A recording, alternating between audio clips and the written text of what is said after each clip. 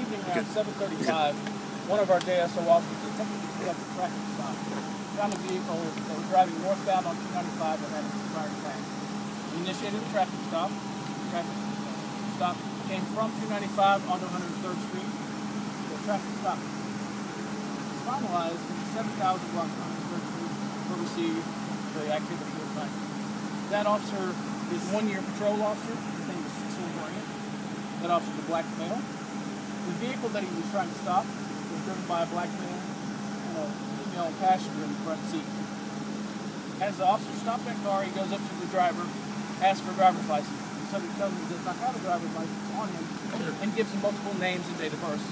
The officer returns to his patrol car to do a little investigating to see what information, if it was correct. In the course of that, he's not able to find an exact match for the name, but uses a combination of the names and finds a photograph and some information that he believes matches the subject.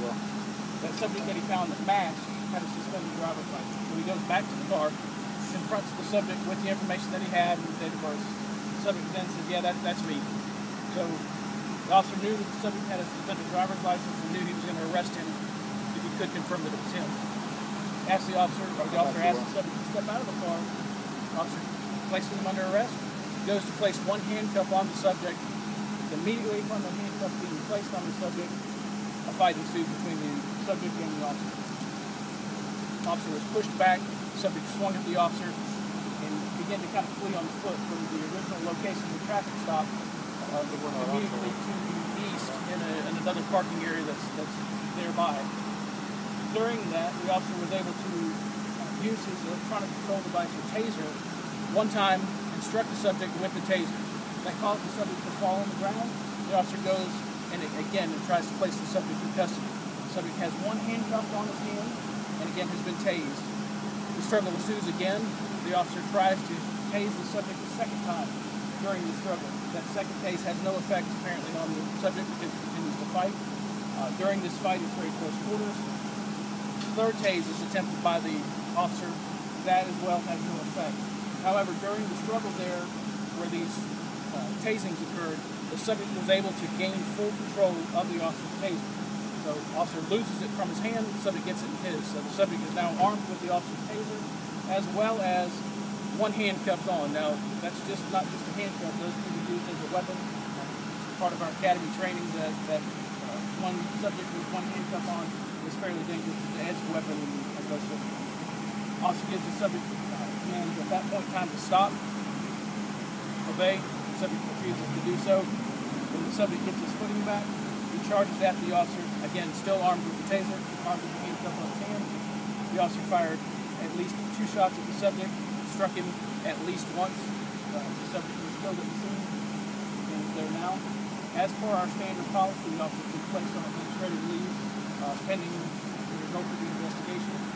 The female passenger in the car, no charges are against her. She cooperated? She was very cooperative. Matter of fact, she made statements to the detectives that as the officer was getting the information and going to check on it, that his license was suspended and he told her he was not going to go back to jail. How did the two know each other? They're acquaintances.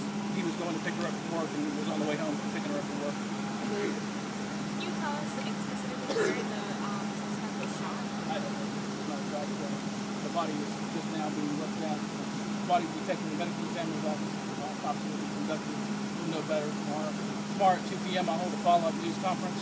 We'll make efforts tonight to identify the suspect. Positively, we have information that we determine what it is. Well, obviously, before we make this 10 notification, we will attempt to do that, have that as follow-up information tomorrow, and hopefully have a little more details tomorrow. But if you say he was charging at the officer, so he would have been in front of his body? I would assume that it would be in front, but without the luxury of looking at his body up close and the autopsy.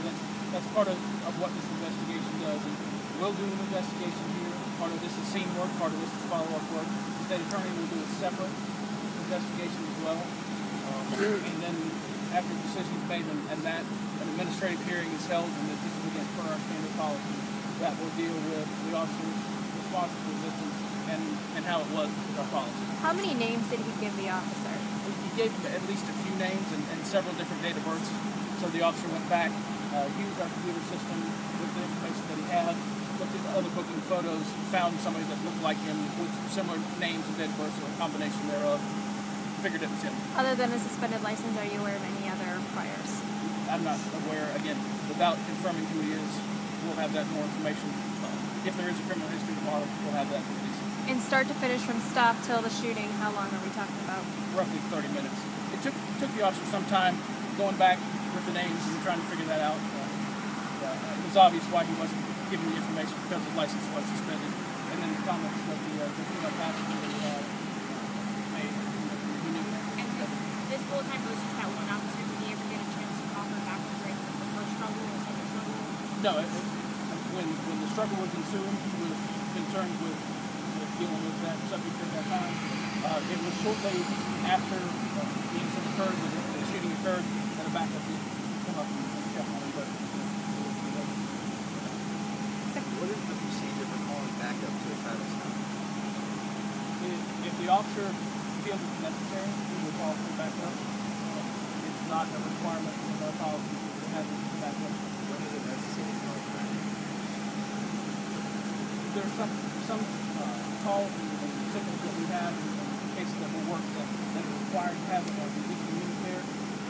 From a traffic stop standpoint, you just don't know what it's going to be. If you feel a certain threat, you call for a backup.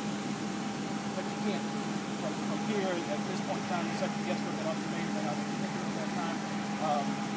Subject had given some information, appeared to be somewhat cooperative. It wasn't until we placed that handcuff on him that, in many cases, that's what happens. That's when the fight ensues. We place the handcuff on the subject. Reality comes into it. The idea that I don't want to go back to jail is kind of clear. Go back to jail, so that means he may have had priors. That was the statement that he made to him when he talked to him. The car involved, is it the Buick looking car over there? It's the Buick. It's How long was the struggle? Altercation taking place with the handcuffs on? probably minutes, but that's And when you fire a taser, you have to reload it. yeah. The taser has cartridges on the front of the taser. When it's spent, you have to reload that side. And the taser can also be used without a cartridge on it for the same effect. It's close to the same effect, but it has to make actual physical contact with the body without the cartridge. With the cartridge on, you can fire from a distance away. Without the cartridge, you have to be up close to the cartridge. And he was firing the cartridge. He tried to fire 3 times and successful. He was successful with at least one that caused the subject to go on the ground. The other 2 attempts were unsuccessful. Question? How many cartridges was the officer carrying? Officer carried 2 cartridges. One that's actually on the taser itself, and one that's in a pouch in the back. And 2 o'clock tomorrow we'll follow up with other information. Thank y'all. Thank you.